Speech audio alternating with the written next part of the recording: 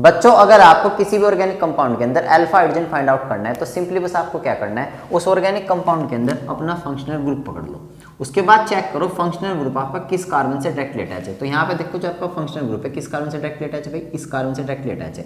अब जिस कार्बन से आपका फंक्शनल ग्रुप डायरेक्टली अटैच होगा वो होगा आपका अल्फा कार्बन। इसके बाद बच्चों आपको ध्यान समझना है, अल्फा कार्बन फिर आपका जिस कार्बन से डायरेक्टली अटैच होगा वो होगा आपका बीटा कार्बन, फिर बीटा कार्बन आपका डायरेक्टली जिस कार्बन से अटैच होगा वो होगा आपका गामा कार्बन। तो ये आपका इतनी समझ में आ चुकी होगी बात। तो जिस कार्बन से आपका डायरेक्टली फंक्शनल ग्रुप अटैच होगा आपका अल्फा कार्बन, फिर अल्फा कार्बन जिस कार्बन से आपका डायरेक्टली अटैच होगा वो आपका बीटा कार्बन, फिर बीटा कार्बन आपका डायरेक्टली जिस कार्बन से अटैच होगा वो आपका गामा कार्बन। इसके बाद ऐसे हम बात करते हैं हाइड्रोजन के बारे में।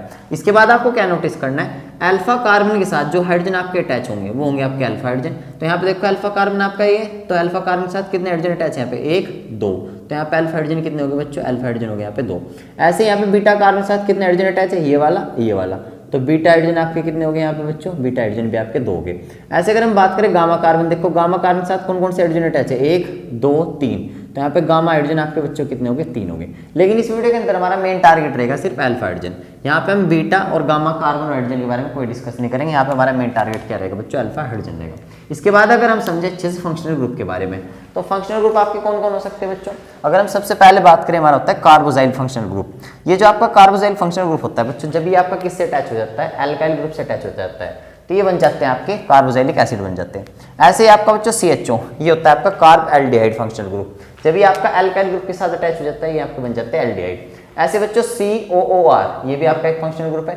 जब ये अल्काइल ग्रुप के साथ अटैच हो जाता है ये आपके बन जाते हैं एस्टर। इसके बाद बच्चों जो CO है आपका, ये आपका क्या होता है बच्चों, कार्बोनिल ग्रुप होता है।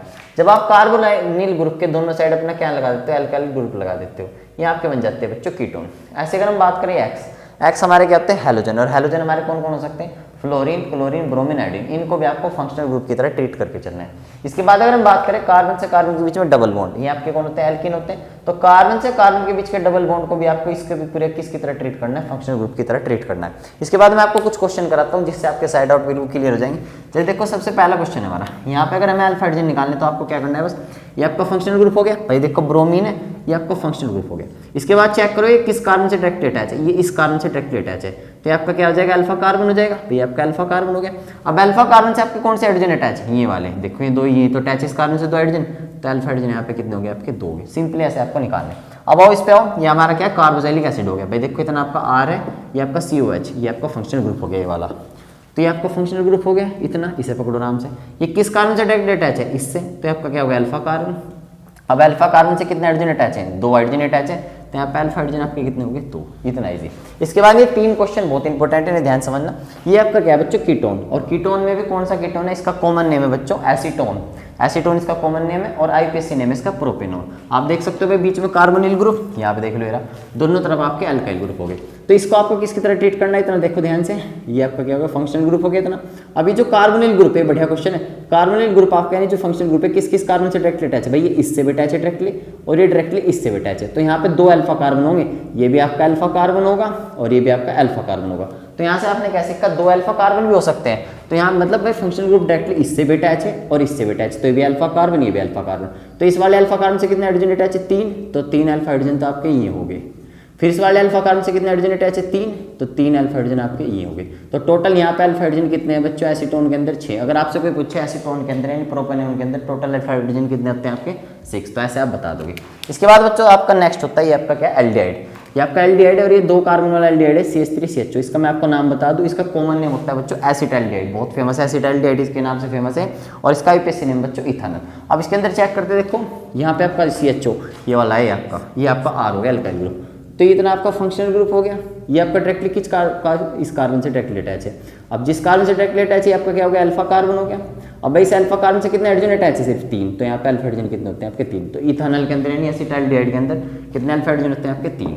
इसके बाद बच्चों नेक्स्ट क्वेश्चन ये बहुत इंपॉर्टेंट है, सबसे इंपॉर्टेंट क्वेश्चन इस वाला यहाँ पे। ये आपका क्या बच्चों, सबसे छोटा एल्डिहाइड होता है, यानी एल्डिहाइड का सबसे पहला मेंबर 1 कार्बन वाला। इसका नाम होता है बच्चों मिथानल, IUPAC नेम इसका मिथानल, और कॉमन नेम होता है इसका बच्चों फॉर्मेल्डिहाइड। तो अगर आपसे कोई बच्चे फॉर्मेल्डिहाइड के अंदर अल्फा हाइड्रोजन होते हैं नहीं, तो वो चेक करते हैं, देखो कैसे निकाल लोगे। इसमें आप कंफ्यूज हो सकते हो, तो इसे मैं आपको देखो समझाता हूँ अच्छे से। H इसे ओपन करके लिख लो, CHO को मैं ऐसे लिख सकते हैं बच्चों, C डबल बॉन्ड हो, यानी कार्बन के साथ डबल बॉन्ड से हो जुड़ा रहता है 1 हाइड्रोजन ऐसे।